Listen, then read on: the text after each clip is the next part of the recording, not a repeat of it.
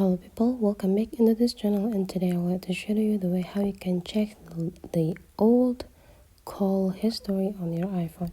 You just need to open your setting first and open your Apple ID, and right after you open it, you just need to make sure that the applications that sync or used for the cloud is included to phone right here. Whenever the phone is already included into the app using an iCloud, mean that your iCloud will be save all of the data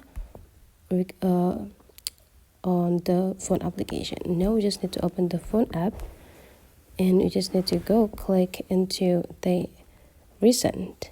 And in this recent, there will be like a lot of history of your phone call here, but it's going to be like limited, so you just need to open your Safari here. Make sure that your Safari is already logged in with your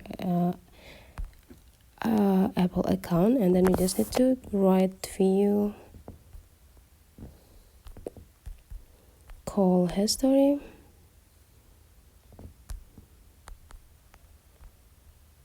Just tap it, and they will bring you into the several option.